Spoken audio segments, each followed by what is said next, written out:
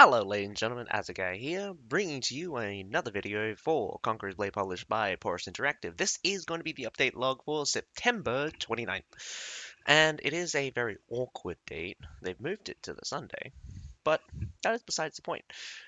We have, very nicely enough, the update. They will be conducting the update time frame for the APAC servers from 1400 to 1700 UTC plus 8, EU and Americas, AMS, on September 19th, 7 to 10, UTC plus 1. It does look like they are actually at the same time, and they're for the same duration, which is good. I mean, it just means all the servers will go down at the same time. The time frame, unfortunately, is going to be peak hour for, well, almost peak hour. It's going to be at a vital time for APAC, but it should be quite early for those that in Europe. I'm not sure about those in the Americas. This would probably actually be a bad time for the Americas, or actually a good time. I'm not particularly sure on which one or other, but doesn't matter. That is when they will do the maintenance. It's going to be for 3 hours. We're both going to get 8,000 bronze coins, 300 honor, and 15 unit medals as compensation. So, getting straight into it, we have the first event. Got daily login. So we have the daily login event rewards. So, during the event, you can get ancient treaties times 50. So these are the special treaties. So they're slightly different. I think they're purple in color. So ancient treaties can be used to excavate doctrines in the Conqueror's Reckoning. Um, I think I read somewhere as well. But basically, this Conqueror's Reckoning one will mostly basically have all of the doctrines just shoved into one. A lot of the new doctrines are also inside.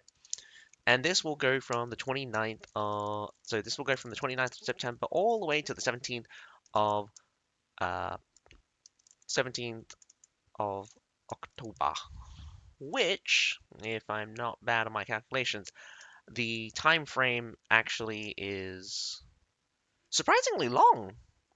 This gives us around about roughly 3 weeks. Yeah, almost 3 weeks. Short by like 2 days or something. But that's also because probably updating on a Sunday, which is a bit awkward. But do need to remind ourselves that we're actually not getting a update on the 3rd, and so that is also another point. We also have the all-new interconnectivity gameplay. Global Battle Brawl is coming. During the event, warlords with a character level of 40 or higher can participate in the Global Battle Brawl in 3 time slot J events. Each region has independent event entrances. Global Battle Brawl, APAC, the Global Battle Brawls, AMS, and the Global Battle Brawls EU. Warlords from other regions may experience higher network latency when participating in the cross-region event. It's very interesting. So basically, this reminds me of the global siege battles we used to have. Used to connect with the NetEase server. Didn't have doctrines enabled during that time, so there was also that. So it is quite interesting that it kind of returns in some form, but this way we'll get to choose which region we go to. And of course, there's going to be latency issues. The funniest thing is, I think I will experience less latency if I actually try to connect to EU or the Americas. Because for some reason, connecting to Asia is just really bad. Just really bad. I mean, the MENA servers are really good for me, and I actually think that I actually think the EU servers actually have lower average ping than the Asia one for me right now. But again, that's Australian That's Australian network issues for me right now. So, quests and rewards. After the event starts, all heroes above level 40 will automatically receive two quest events rewards. Global Battle Brawl 1. Join in one Global Battle Brawl battle and win a B plus score. Treaty reward is treaty times 1. This quest will be refreshed at 0 hours every day. Global Battle Brawl 2. Join in one battle in each of the three regions and get a B plus score. Reward is Greater Scroll of Glory. I think this might be the Mastery Scrolls. Not entirely sure, um, but that's kind of stingy. If not, it's probably the one that gives you 5,000 glory, and that's not bad. That's about half a level. We also have new exclusive achievement, Commander in Chief. During the event, join in global battle roles and win one battle in each of the regions to complete the exclusive achievement, Commander in Chief. Goes from 29th of September all the way to the 10th of the 10th. So we only are around about 2.5 weeks or 2 and a bit weeks. We also have yes, of course, the legendary Chain Dart and Scimitar skin. So this is the Moon Chase Old Acquirer's event opens. While the world celebrates eternal youth, few realize life essence lies in per permanence. Info. The Acquirer's event returns for a limited time. It says returns.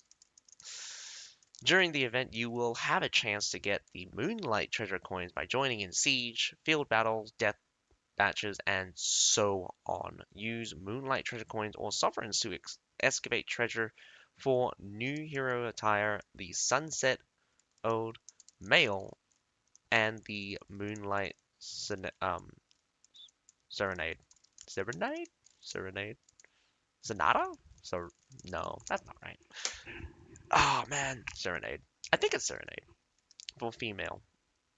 Now, they both look great, and unfortunately, again, personal preference here. I don't like how they're split between genders.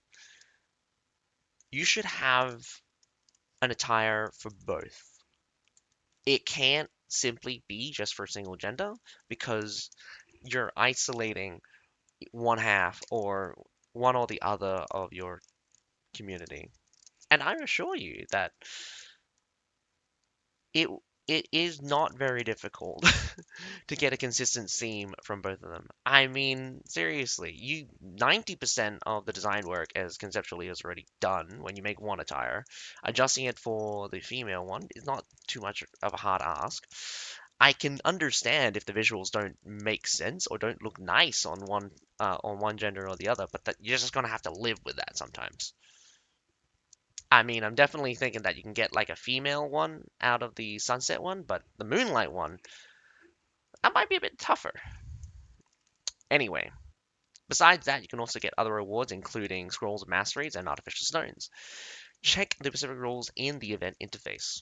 So, this one will go from the 29th of September after maintenance to 0 hours, 20th of October. So, we're going to get 4 weeks? 4 weeks, I think?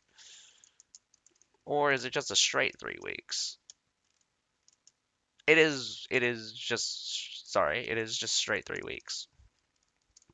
Rewards can be exchanged until 10th of the 24th, though. So that's just another interesting part. So again, they just let you collect the rewards just for a little bit extra time. Again, the exclusivity thing, it doesn't really matter how long they ever want to have the event. As long as it seems reasonable, I don't think there's a problem. If it doesn't seem reasonable, I mean, here's the thing that's also very confusing is that they're not explaining the Moonlight treasure coins. There's normally a limit to these things, and how much you can get per week or how much you can get per day. I think there should be a weekly limit. Um, but yeah, if this is uncapped, that would be interesting. New attire chest, Moonlit Twinkling has come. Oh, sorry. Now we get the chain. now we get the legendary chain dot and scimitar attire. Um, so legendary chain dot and scimitar attire Moonfrost is making its debut. Clouds, cloud veil the moon.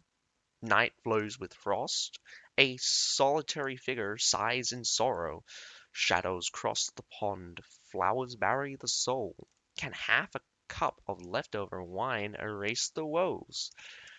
Legendary chain dot and scimitar attire Moonfrost is making its debut. I'm pretty sure that probably sounds better in Chinese.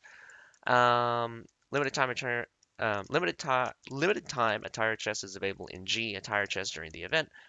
Time frame goes from the 29th of September to the 24th of the 10th, so that gives you, wow, that does give you a long time. That's a little bit longer.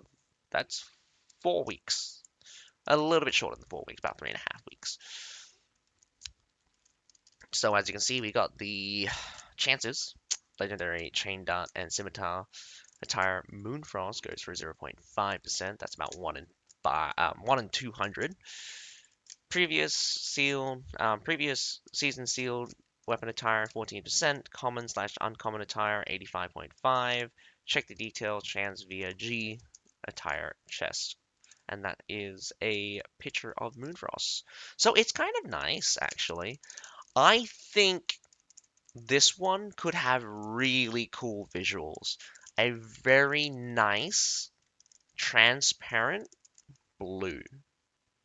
As long as they don't make the effect too visually stimulating, I think this could be a very nice looking one. Though Chain Down and Scimitar is not very interesting. There's only really two attacks that would look great, and that is literally the the leap and slash, or slash and leap, and the smoke bomb one. The smoke bomb one can just visually just be changed to some kind of like whiter smoke or some kind of snowy or icicle kind of looking thingy. There's a lot you can do with that, but overall, there's no video for this as far as I know, so it's kind of upsetting that we don't get to see a teaser at the very least. So we have Fortune's Bounty. Fortune's shop opens for a limited time. During the event, spending sovereigns will grant you a large number of golden keys and limited time event items, mooncakes, which can be exchanged for luxurious rewards in the Fortune store. Below is the preview of part of the rewards. For specific information, please visit O Fortune store in game. Curios times 150. Not sure what curios in this case is.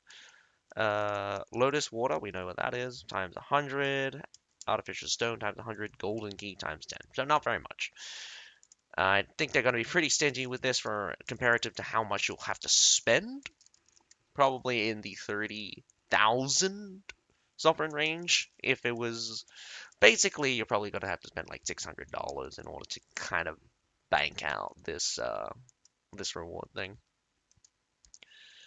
Time for calculating sovereign spent goes from the 29th of the 9th to the 17th of October. And opening time just extends for an additional week, up to the 24th. Alright, we also have the Conqueror's Reckoning is available now. The Conqueror's Reckoning is available now. You can use Ancient Treaties to excavate newly added doctrines. Oh, okay. So this is an extension of the Ancient Treaties, but this is where I saw it. So they opened up the Conqueror's Reckoning, which is in the excavation thing. They added Tactic, Trench Warfare, Devastation, Artemis, and the Sword Cavalry Battle Doctrine. So this is the one where you need Sprint. This is This is basically Archer's double shot, special normal attack kind of thing, and Tactic, Trench Warfare, which is absolutely useless. No one should ever use it. It is trash. Besides that, it goes from the 29th of September all the way to 24th of September. We also have a bunch of bug fixes. And optimization. So this is actually the first one is actually an optimization. Attire chest now includes the illusionist key icon and quantity display, fix an issue where the legendary support doctrine displayed incorrect EXP when used as upgrade material. That is not even related to our versions, so that is that we don't have legendary doctrines. As far as I understand, legendary doctrines are not obtainable anymore. There apparently are people who possess legendary doctrines on the Frontier servers, but whether or not, but we cannot get them anymore. It's official. We cannot get them anymore. The chances of them were so low as it was, and I think the only good one I ever saw was the Javelin's Cause Knockdown. Besides that, yeah. So again, that one, don't worry about it.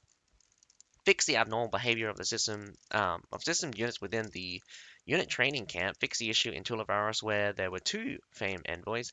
Fix the display issue where the unit type for mace sergeants was not showing. Fix the issue where Cadets Trial 2 cannot be completed. Fix the UI issue where the prompt of changing units and insufficient ammunition overlapped when the unit count was low. Fix the issue where the notification of the unit um, Raytair Pistoliers kept displaying in F5 Season Challenge. Fix the bug where players were able to receive friend requests from blocked players. Fix the abnormal display in attire. Birdlings at the supply point in the battlefield. Not sure about that one. I've never seen. Then again, I probably didn't use it. Fix the issue where entering the doctrine page from the War Scholar did not display the doctrines. Corrected the incorrect effect of the rune conviction of Enios when switching weapons on the battlefield. Optimized the visual effect when the rune conviction of Enios is triggered. Fix the issue where the returning player of Gather to the Beacon will receive quests that cannot be completed. Interesting, interesting, interesting. And that is all for this update. I haven't had time to check out on the PTR, or I just haven't bothered to. In truth, I haven't bothered to, but um, I've I wanted to tease you guys just a little bit, but I've heard some inklings. Well, not so. I've seen some things, and it's just from Discord. So if you've been on around the Discords related to Conqueror's Blade, you probably have seen it.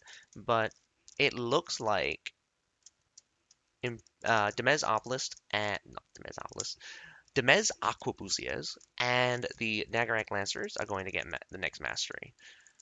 Just to put it lightly, I think the Demez Aquabus are going to have a very fun time.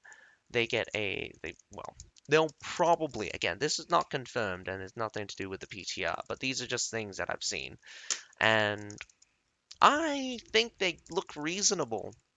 First of all, the Demez Aquabusier is probably one of the worst ranged units at present. They're going to get a shotgun skill where they shoot 3 pellets instead of 1, and the damage is increased by 40% against units within 20 meters. Interesting. Um, just in that instance, they will be doing more damage than any unit, ranged unit, current, as in terms of like raw damage. That's pretty insane. So burst, very strong burst. I think it would be. I think it could be good.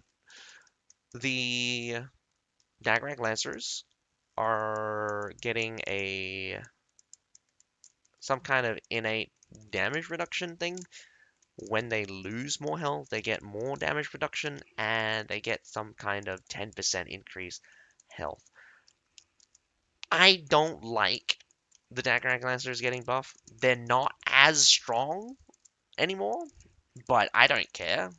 They're one of the most annoying cavalry units as well because of how synergistic some of their things. There's also a bug with them, but let me clarify something. They're just very strong as a tier 4 cavalry unit, probably one of the best chargers, though now we're getting in the kind of realm where just on a technical level, efficiency-wise, the companion cavalries just have a better scaling. They hit harder and again are so much more efficient at dealing with their counters than the Daggerite Lancers could ever hope. Mostly because of just how upfront crazy their damage is. Dagrak Lancers are just, again, very strong unit, but they're mostly kind of like fire for effect. I mean, like, yeah, fire for effect rather than fire for to kill. So it's just kind of in that weird aspect where their damage is actually too low to kill things anymore, and realistically, they actually have pretty high damage, and also it's a charging unit, so there's that. But yeah, most of the mastery that I've seen, what the mastery says for the Daggerak Lancers is mostly specialized in kind of keeping them alive.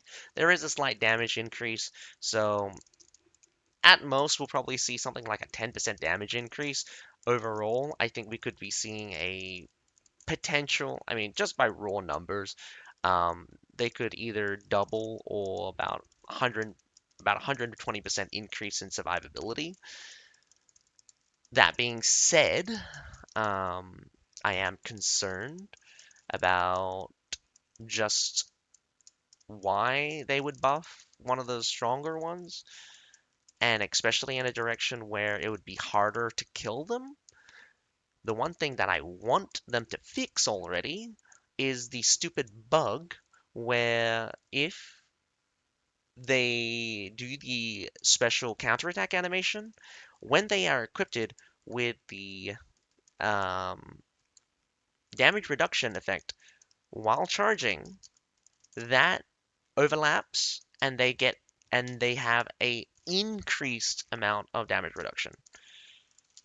Well, now this is also very stupid. If you just by in hindsight, that thing goes up to 50%, I believe, and every 2% of health they're missing, they have 1% damage reduction. So essentially, they're going to cap out while charging, by the way, um, at something like they only need like 45. So they only need to lose like 90% of their health, and they're taking minimum damage. That's insane. But I mean, again, whatever the devs are thinking, I seriously think they need to roll back a lot of this like we're hitting minimums and maximum all the time, which should be a rarity and should virtually never happen. But here we are. We have units that have 95% damage reduction or can get to it. I mean, like get over 100% damage reduction very easily, whether or not it's just through their own traits or through doctrines I mean, like uses of doctrines as well. It just makes it just go insane. Anyway, I've talked enough about things that are not even confirmed yet. So that is the update log. I hope you guys enjoyed the video. But other than that, my name's Sasuke. Have a nice day. Bye for now.